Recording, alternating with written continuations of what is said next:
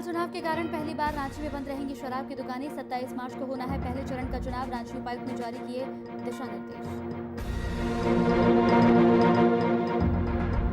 गिरिडीह में ग्रामीणों ने फूंका सीएम नीतीश का पुतला। आरजेडी कार्यकर्ताओं पर लाठीचार्ज के खिलाफ ग्रामीणों में आक्रोश।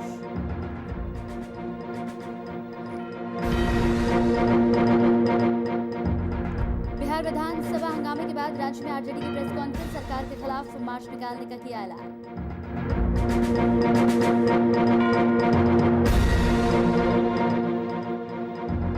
और बिहार में बीते 24 घंटे में सामने आए 74 नए कोरोना केस। प्रदेश में 24 घंटे में संक्रमितों की कुल संख्या 174। 27 जिलों में बढ़ा कोरोना संक्रमण।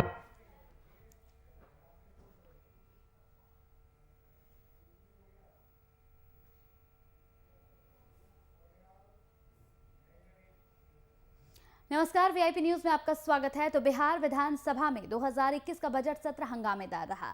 23 मार्च को विधानसभा में जो हुआ वो आजादी के बाद देश में पहले कभी नहीं हुआ। सदन की कार्यवाही के दौरान पुलिस बल ने अंदर प्रवेश कर लिया और विधायकों को घसीटते हुए बाहर ले गए।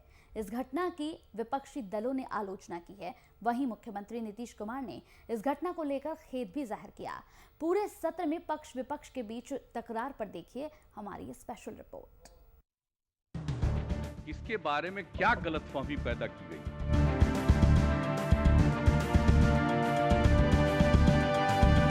जब हम खड़े होते तो बोलने नहीं दिया जाता। बिहार विधानमंडल के बजट सत्र का बुधवार को समापन हो गया। 19 फरवरी को शुरू हुए इस सत्र का समापन दुर्भाग्यपूर्ण रहा। सत्ता पक्ष और विपक्ष के बीच हुए टकराव ने बिहार की संसदीय परंपरा पर एक धब्बा लगा दिया। 1 महीने से ज्यादा लंबे वक्त तक चले बजट सत्र के दौरान सरकार ने कई विधायी कार्य निपटाए।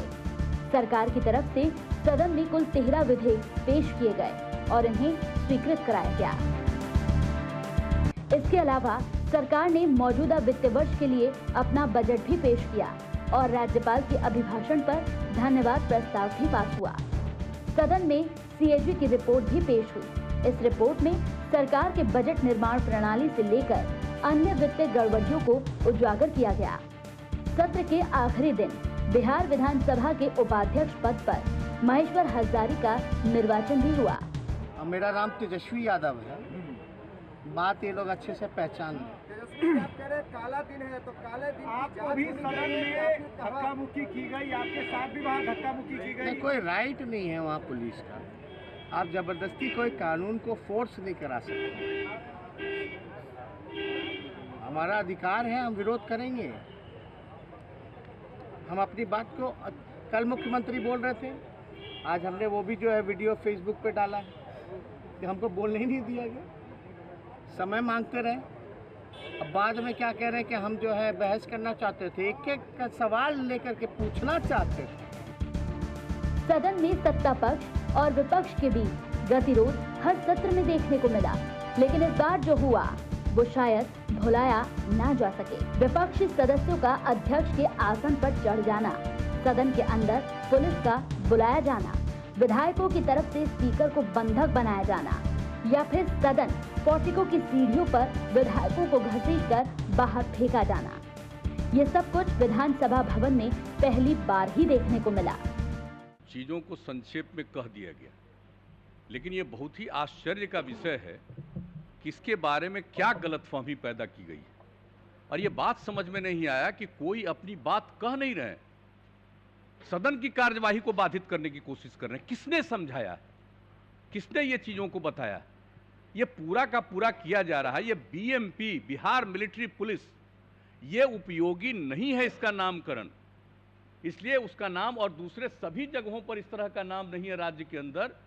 और बिहार में अभी तक बिहार मिलिट्री पुलिस नामकरण था, इसको बदल करके जो बताया गया बिहार सशस्त्र पुलिस बल, अब इसका नामकरण किया गया। और इसके अलावे कई जगहों पर जो इन्हें काम सौंपा जाता है, अभी इन लोगों ने बताया। सबसे बड़ी बात देख लीजिए कि बोधगया में महाबोधि मंदिर के पास क्या घटना घटी थी 13 में और कैसी भयंकर घटना घटी थी, किस तरह से वो बचा था। हम लोग तो तुरंत सुबह जाकर के वहां पर एक एक चीज को देख रहे थे और सारा काम किया, उसका पूरा का पूरा बाउंड्री और एक एक चीज बनाया। सदन में पहली बार ऐसा हुआ कि सत्ता पक्ष के ही मंत्री ने उंगली दिखाई और चुनौती दे डाली। बजट सत्र में कई ऐसे मौके आए जब तय समय पर सदन की कार्रवाई शुरू नहीं हुई। स्पीकर अपने चैम्बर में नाराज होकर बैठे रहे या फिर उन्हें बंधक बना लिया गया। पहली बार ऐसा हुआ कि सदन में नेता प्रतिपक्ष अध्यक्ष के आसन तक जाकर खड़े हो गए और शायद पहली बार ही ऐसा हुआ है कि मुख्यमंत्री सदन के अंदर विपक्ष के विधायकों को खुलेआम धमकी देते नजर आए। Desk report, VIP news, Patna. इसके बारे में क्या गलतफहमी पैदा की गई?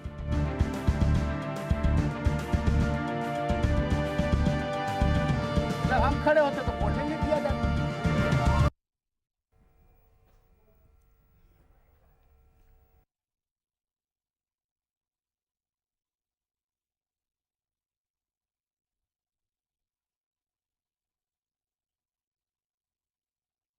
पूरी खबर पर हमारे साथ ज्यादा बातचीत करने के लिए हमारे संवाददाता कुमार गौतम पटना से जुड़ गए हैं। उनके साथ आरजेडी प्रवक्ता भी वहां पर जुड़े हुए हैं। सीधे कुमार गौतम की तरफ रुख करूंगी। गौतम, जिस तरीके से लगातार विधानसभा सत्र चला और पहले दिन से आखिरी दिन तक जो सत्र के अंदर रहा वो आज से पहले कभी नहीं हुआ। कई सत्र चले यहाँ पर बिल पास कराए गए, लेकिन जो माहौल और जो नजरिया और जो नजारा इस बार देखने को मिला वो विधानसभा सत्र के अंदर इससे पहले कभी नहीं हुआ।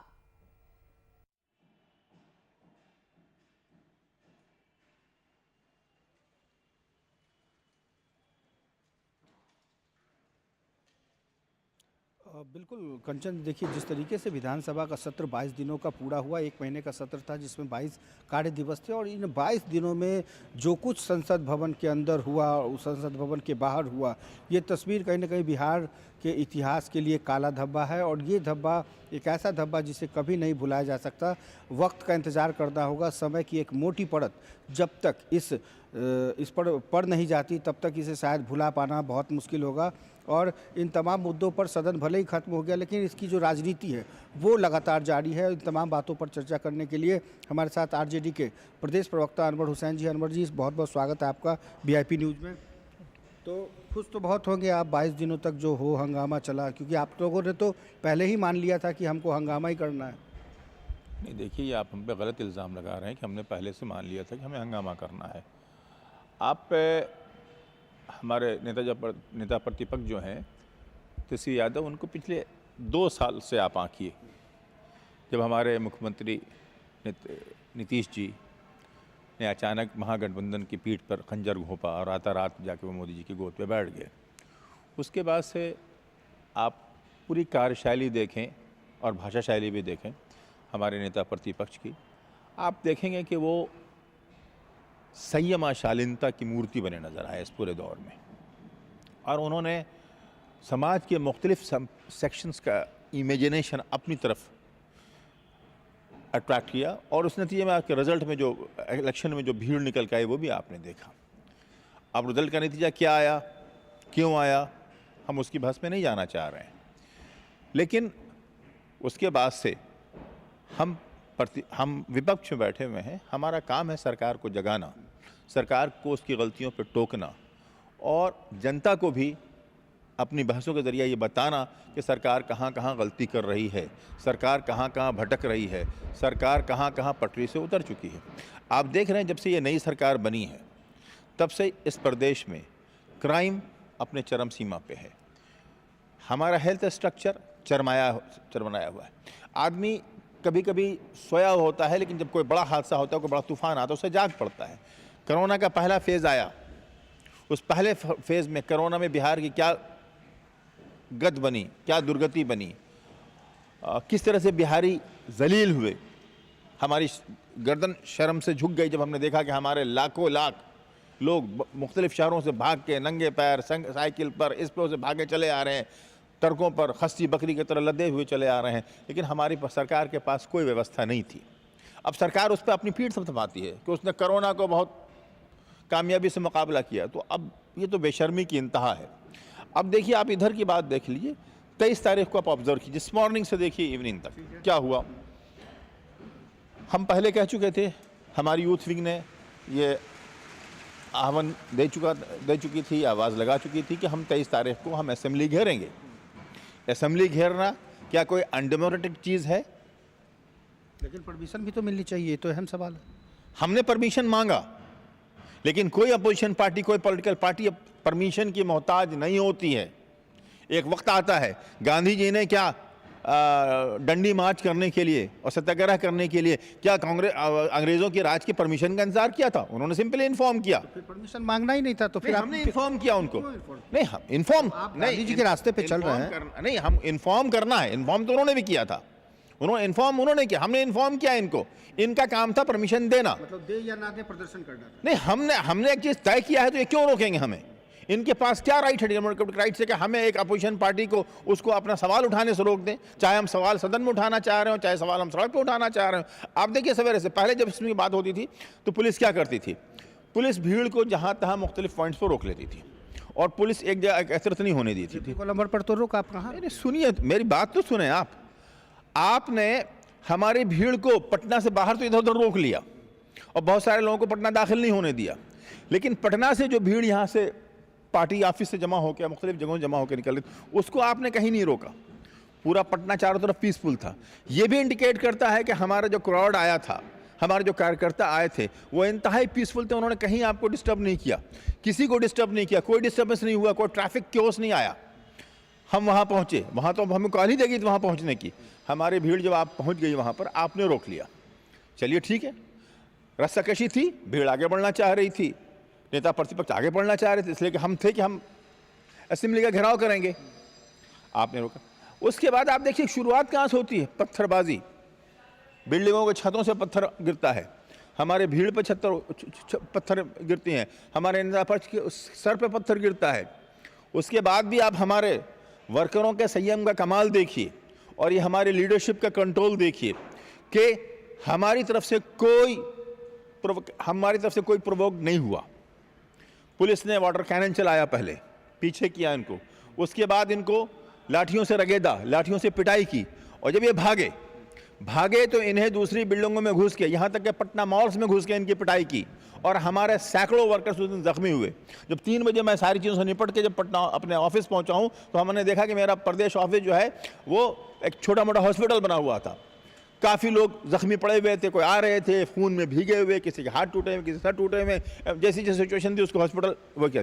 फिर हमारे तकरीबन 150-200 लोग मुख्तलिफ हॉस्पिटलों में पड़े हुए थे, जिसकी रिपोर्ट हमारे पास आ रही थी। तो हमें कोई दिखाए ना कि हमारा वर्कर कहाँ वायलेंट था। कोई एक बाइट दिखा दे, एक क्लिप दिखा दे, इसमें दिखाया जाए कि हमारा वर्कर पत्थर चला रहा हो। आप देखिए, साफ है, क्लियर है, आप भी देख लीजिए कि पुलिस उस दिन पत्थर चला रही थी। पुलिस ये किसके इशारे पर हो रहा था? जो ठीक है, चलिए वो क्लिप नहीं है, लेकिन एक ये क्लिप तो है कि नेता प्रतिपक्ष तेजस्वी यादव हेलमेट लगाने के लिए अपनी सुरक्षा किए हुए थे। तेज प्रताप यादव सुरक्षा में थे, बाकी वर्करों की क्यों नहीं सुरक्षा की गई? नहीं, ऐसा है कि जब पत्थर आने शुरू हुए तो किसी ने उनकी तरफ बढ़ा दिया। वो सुरक्षा में क्या, आप जब वो निकले हैं 10 सर्कुलर रोड से, तो क्या उनके सर पे हेलमेट था? असल आप वहाँ ऑब्जर्व किए ना कि सर पे आया कब वहाँ से। जब पत्थर आ रहा, वो खुले जीप में ऊपर बैठे हुए हैं वो और तेज प्रताप यादव दोनों, तो उनकी सुरक्षा का इंतजाम तो पार्टी जो कैडर होता वो लगा रहता, वो अपनी जान देने तैयार रहता उस वक्त अपने नेता को बचाने के लिए। उसी में से किसी ने ये प्रोवाइड कर दिया। उसके बाद आप हमारे नेता प्रतिपक्ष संयम देखिए कि उन्होंने किसी वक्त ये पथराव हो रहा था, लाठीचार्ज हो रहा था, कोई स्टेटमेंट बता दीजिए जिसमें उन्होंने प्रोवोक करने की कोशिश की हो। उन्होंने खामोशी से गिरफ्तारी की। फिर ट्रीटमेंट देखिए, वो नेता प्रतिपक्ष हैं, 110 विधायक उनके पीछे हैं, हज़ारों की भीड़ उनके पीछे जमा हुई है। आप उनको पुलिस की आम वैन में, जिसमें क्रिमिनल्स ले जाए जाते हैं, मर्डरर्स ले जाए जाते हैं, डकैत से ले जाए जाते हैं, रेपिस्ट ले जाए जाते हैं, आप उसी वैन में उनको ले जा रहे हैं। ये बराबर है ना, जो जुर्म तोड़ेगा, जो कानून तोड़ेगा। 144 तोड़ देना ये कोई बड़ा जुर्म नहीं होता है। अगर इतना बड़ा जुर्म था तो ले जाके आपने फिर इसके वहाँ छोड़ क्यों दिया, एसके मेमोरियल हॉल में? एक पॉलिटिकल वे, एक लड़ाई है, वो एक सिंबॉलिक थी। आपने उन्होंने अरेस्टिंग दे दी, आप सिंबल का अरेस्ट करा के आपने छोड़ दिया, लेकिन आपने ट्रीटमेंट देखिए। आपके पास दूसरी गाड़ियां नहीं थी। जिस मुद्दे के लिए लड़ाई लड़ रहे थे, पुलिस सशस्त्र अधिनियम, क्या सरकार तो नीतीश कुमार कह रहे हैं कि आप लोगों ने तो पढ़ा ही नहीं, वो नियम है। लेकिन सुन लीजिए, पहली बात, उस दिन जो कॉल बुलाई गई थी वो पुलिस इस बिल पे नहीं बुलाई गई थी। उस दिन कॉल के इश्यूज दूसरे थे। जब कॉल के इश्यूज दिए गए थे तो बेरोजगारी का इशू था, पलायन का इशू था, महंगाई का इशू था। ये सारी चीज़ें इशू होते हैं। वो उस दिन जुड़ गया अलग बात है, लेकिन वो इशू उस वक्त, जब हमने कॉल दिया था वो इशू उस वक्त नहीं था, और वही उस दिन तक वही इशू था। अब आई बात वहां से निकल कर दूसरे दिन,